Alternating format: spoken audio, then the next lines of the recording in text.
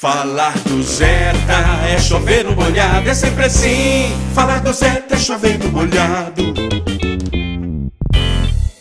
Trabalhar essa questão do que nós nos propusemos, que são essas questões ligadas aí, né, ao Enem, que acontece em breve, não é? E eu me comprometi com vocês a trabalhar as habilidades. São 20 e tantas habilidades. Nós vamos trabalhar cada uma delas. Tentar trabalhar hoje pelo menos umas 5 ou 6 para dar tempo de chegar até a última semana de setembro, tá? Bom, nós continuamos trabalhando com a questão de cultura. Só que agora de patrimônio cultural, representado aí em diferentes estruturas sociais, tá?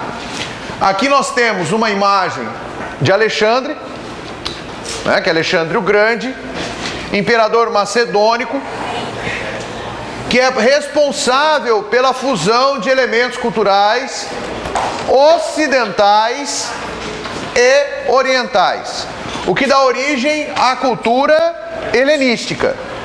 Então, Alexandre tem uma cultura grega, fundamentalmente grega, não é? Educado dentro da Grécia, e conforme o império foi se expandindo, foi ocupando outras regiões, principalmente na região oriental, ele foi fundindo esses elementos culturais. Um dos objetivos dessa fusão de elementos é exatamente tentar evitar a resistência do dominado. Então, o dominador respeita o padrão cultural, mescla com a sua cultura para evitar um processo de choque, de conflito. Isso não é uma coisa de Alexandre, isso nos impérios antigos era muito comum também, não é? Além, né, de propor o casamento de seus generais com as filhas dos oficiais conquistados, que é exatamente para o cara não se rebelar contra a própria família, não é? E aqui do lado, o que vai ser provavelmente motivo de muitas discussões para o ano que vem, não é?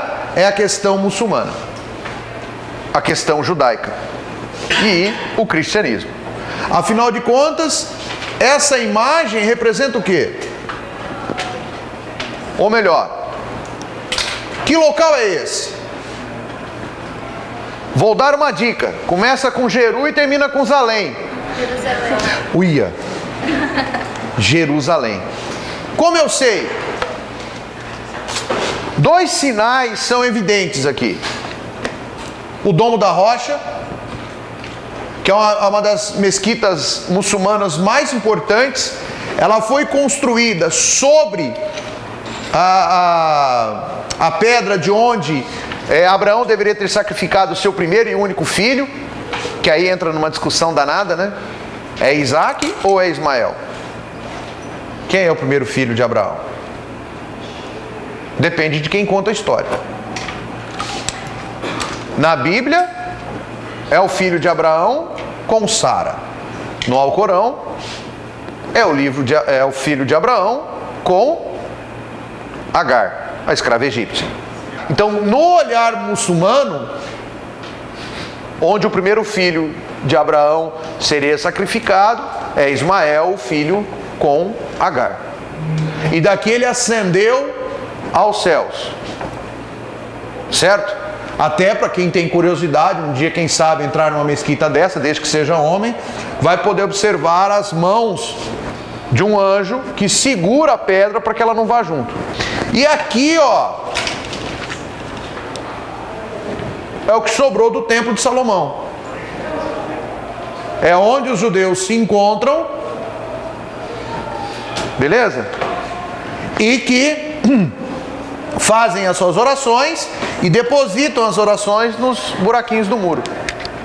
Vocês sabiam que está sendo reconstruído o Templo de Salomão? Em São Paulo? Vocês não sabiam disso? A Igreja Universal está construindo em São Paulo uma nova igreja que vai ocupar lá centenas de milhares de pessoas lá dentro, tá? E ela é a réplica do Templo de Salomão original. Inclusive vai ter um andar destinado somente a judeus. Pera lá. A Igreja Universal é cristã. Ela não é judia, ela não é judaica. Mas com o propósito de universalização e de patrocínio, que grande parte dos judeus israelenses estão pagando pela construção da igreja para criar um templo judaico no Brasil, um templo de referência judaica. Beleza? Ali é o Muro das Lamentações. Ali é o Muro das Lamentações. Então, olha como, dependendo do olhar que nós tivermos nesse momento, não é? Dependendo do olhar, dependendo da maneira como a gente interpreta isso, a gente tem um valor cultural diferenciado, não é? E que de repente é adaptável a uma nova realidade, a uma nova conjuntura. Certo? A pedra que você falou, a pedra que está segurando o é da onde Abraão, é da onde Maomé ascende aos céus. Que inicialmente é onde Abraão vai sacrificar o primeiro filho. Lembra que no momento da Bíblia, Deus fala para Abraão: olha, tome o teu único filho em meu respeito, em minha celebração, e sacrifica-o. Né? E aí a gente trouxe uma questão exatamente dentro do propósito do helenismo. Tá? Então olha lá. O período helenístico foi marcado pela troca de ricas experiências culturais e caracterizou-se também pela difusão da cultura e das ideias gregas no Egito e em todo o Oriente Próximo. Os valores e os ideais propostos pela corrente filosófica nesse período valorizam. Então olha, lembra que eu falei para vocês que enunciado é amigo da gente? Então vamos lá, ó. Então olha lá, ó. Então ele está falando do período helenístico. O período helenístico refere-se a quem?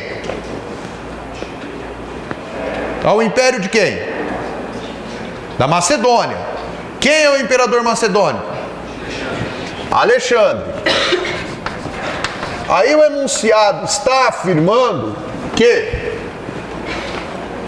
que nesse período foi caracterizado pela difusão da cultura ocidental e oriental. De repente não está explícito, mas é isso que significa a cultura helenística. Ok? Aí ele pergunta: os valores e os ideais propostos pelas correntes filosóficas nesse período valorizam. Muito bem. A cultura ocidental, ela é antropocêntrica. A oriental, teocêntrica. Aí, como a cultura oriental é mais mística, vai predominar o teocentrismo, distanciando do contexto de racionalidade, mas com amplitude. A amplitude é amplitude física. Tá? Os templos agora passam a ser maiores. Ok? Então essa eu vou dar a resposta para vocês. Ou seja, o individualismo e a angústia, o individualismo e a ausência de angústia e de paixões. Por que ausência de paixões? Porque a ausência de paixão é algo irracional. E a cultura ocidental é racionalista. Beleza? E a cultura oriental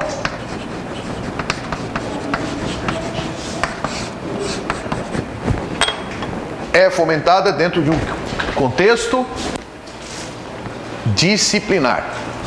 Falar do Zeta é chover no molhado, é sempre assim. Falar do Zeta é chover no molhado.